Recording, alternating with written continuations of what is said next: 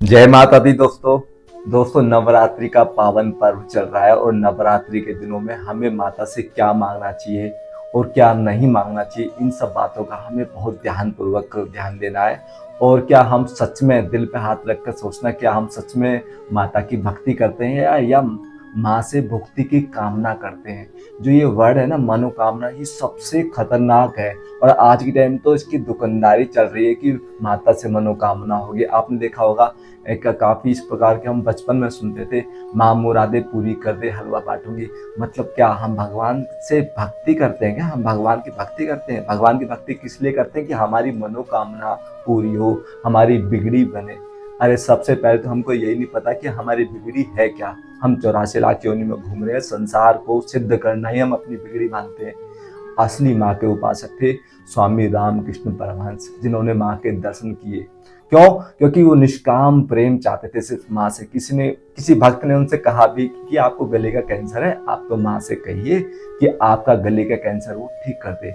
उन्होंने क्या कहा, इस जलने वाले शरीर के लिए, इस नाशवान शरीर के लिए मैं अपनी माँ से कहूँ? नहीं, क्योंकि भगवान जानते हैं, माँ जानती है कि किसमें हमारा भला है। हमको जो अच्छा लगता है भगवान या माँ वो कभी नहीं करेगी, जो हमारे लिए अच्छा होगा वो करेगी। लेकिन हम मांग मांग कर, ये भीख मांग मांग कर हम भगवान से खुद को ही छोटा कर लेते हैं, खुद को ही दूर कर लेते हैं। कहाँ तो वो अपनी निश्चला भक्ति देना चाहती है। और यहाँ तक कि गोपियों ने भी कात्यायनी व्रत क्यों किया कि भगवान श्री कृष्ण हमें पति रूप में मिले।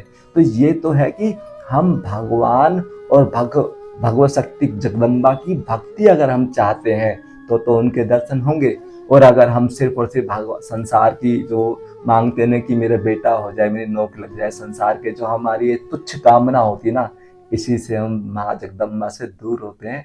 तो इस नवरात्रि में हमको संकल्प करना है कि हम माँ से कुछ ना मांगकर उनकी निश्चला निष्काम भक्ति ही मांगे।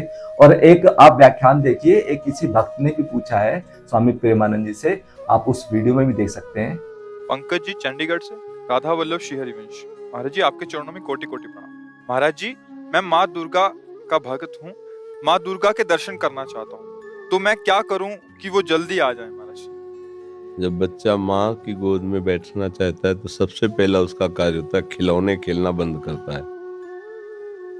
माँ उसके पास खिलौने भेजती है, जितना वो माँ की तरफ बढ़ने की कोशिश करेगा, माँ कार्यरत है तो उसे खिलौना भेजेगी, दे दो ये सब। वो अगर उन खिलौने से ना खेले, रोए, तो फिर घर के किसी सदस्य को प्रेरणा करती है, बिटिया उठा ले गोद में थोड़ी देर। वो उससे भी चुप ना हो तब फिर वो दौड़ के आ जाती है। अब आपने इस वीडियो में क्या देखा, स्वामी प्रेमानंद जी भी कह रहे हैं कि अगर आप समस्त, जैसे क्या हुआ, जैसे बच्चा रोता है ना, जैसे बच्चा रोता है माँ के लिए, ऐसे ही समस्त भोग विकारों को छोड़कर एक मात्र सिर्फ और सिर्फ माँ के लिए हम बिलख के रोएंगे ना, जैसे स्वामी रामकृष्ण परमहंस रोए थे। अगर आप सिर्फ और सिर्फ माँ के लिए रोएंगे तो माँ को आना होगा। लेकिन ये समस्त जो विकार है ना, हमारी इच्छाओं और वासनाओं और कामनाओं के जो विकार है, इनको त्याग करना पड़ेगा। लेकिन आज के समय क्या हो रहा है, जितने भी ये बड़े बड़े माता के भक्त दिखाई पड़ते हैं, ये सब और सब मनोकामना वाले होते हैं कि हमारे मन की कामना। अरे कामना ने तो हमें 84 लाख योनियों में घुमा घुमा के बर्बाद कर रखा है, और हम अपने अहित का सामान मांगते हैं।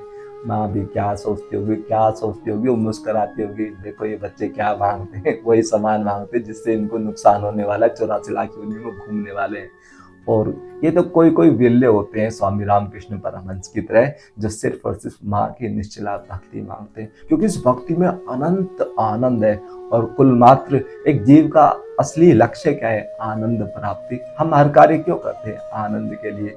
लेकिन हम ये जो संसार मांगते हैं ना, ये तो मिल के एक दिन बिछुड़ना ही है, ये मांग कर हम अपने आप को छोटा कर देते हैं। लेकिन अगर आपको पूर्ण रूप से अगर नवरात्रि मनाने हैं तो सिर्फ और सिर्फ माँ के साक्षात दर्शन के लिए बिलख के रोना होगा, तब कहीं माँ को लगेगा कि ये बच्चा सिर्फ और सिर्फ मुझसे मिलने के लिए तरस रहा है। और आपने देखा होगा जीवन में सबसे महत्वपूर्ण रोना भगवान के लिए क्यों है? क्योंकि हम जीवन में कोई भी हो व्याख्यान आता है तो हम हंसते तो बहुत है, लेकिन रोते कब है? रोते किसी विशेष ओकेजन पे ही रोते हैं, जैसे किसी का कोई धन की हानि हो, किसी का कोई बेटा मर जाए या बाप मर जाए, बीवी मर जाए। जब हमें संसार की हानि होती है तो किसी विचित्र परिस्थिति में ही हम रोते हैं। इसका मतलब क्या है कि रोना बहुत इंपॉर्टेंट है हमारे लिए, हंसना इतना इंपॉर्टेंट नहीं है। इसी प्रकार वो जो इम्पोर्टेंट रोना होता है ना, वो मन का रोना होता है। और जब वो मन में निश्चला भक्ति माँ के लिए जब हम रोएंगे ना, तब वो साक्षात हमें दर्शन देने आएगी, बशर्त संसार की कोई भी कामना ना हो। जब तक ये संसार की कामना रहेगी, हम माँ से दूर रहेंगे। असली नवरात्रि मनाने का यही उद्देश्य होना चाहिए कि हमें माँ की निश्चला भक्ति मिले, तो नवरात्रि मनाने का उद्देश्य ठीक है। और अगर हम संसारिक मनोकामना ही अगर आज के टाइम पे सोशल मीडिया पे देखा हुआ है, भरमार है भिखारियों की, आप माइंड मत करना, बट ये सच्चाई है कि हम कहीं ना कहीं अपने घर गृहस्थी सुख सुविधा या माँ मुरादे पूरी कर दे, हलवा बांटूंगी, यही मांगते हैं। या जितने भी आपने देखा चुन्नी लाल चुनरी बांध के और दरबार लगा के बैठ जाते हैं, और संसार के लोग वहां पे भीख मांगने जाते हैं कि माँ हमारा ये काम करते वो काम करते। क्यों भाई, तनख्वाह पे रख रखा है क्या हमने माँ को? अरे माँ जिसमें हमारा भला होगा, जिसमें हमारी अच्छा होगा वो करेंगी।